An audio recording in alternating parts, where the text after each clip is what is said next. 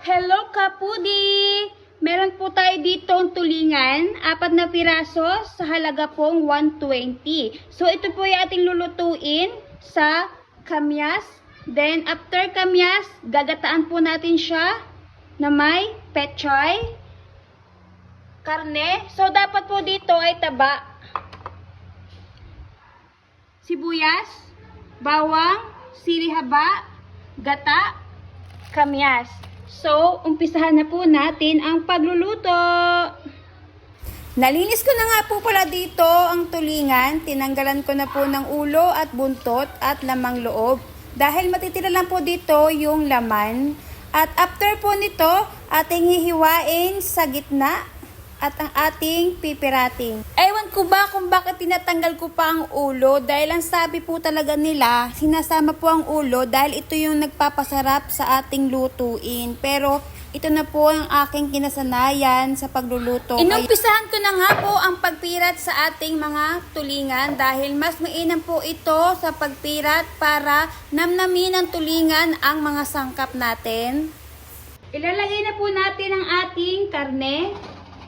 So, dapat po nasa ilalim po siya. After po ilagay natin itong ating tulingan.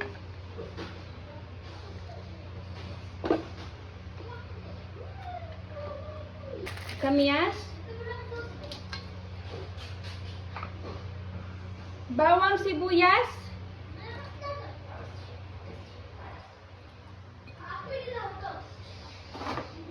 Asin. Water, paminta, bitchin. Ilagay na rin natin itong ating sili haba.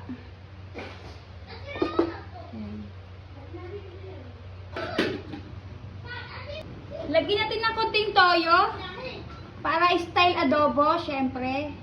O, yan. Ayan na po. Pag ganito na po ang ating tulingan, medyo iga, pwede na po natin ilagay ang ating gata. Ito po ay galing na po sa ref.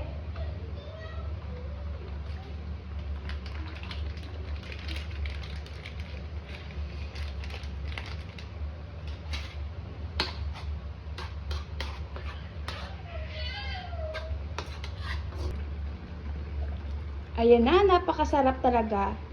Amoy pa lang, napakasarap na. And last, ilalagay po natin itong ating pechay. Ang nilalagay ko po talaga is mustasa para mas malasa. So, wala po akong nabiling mustasa tindahan, kaya ilagay natin ang ating pechay. No choice tayo. Para may gulay pa rin tayo. Dahil napakamahal ng mustasa, wala nang bibili tindahan.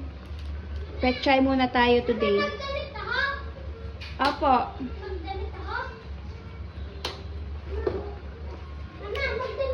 Opo. Luto na ang ating ginataang tulingan with kamyas. Napakasarap kumain talaga pag ganito ang mga ulam. Ito ang ating kinasanayan na ulam.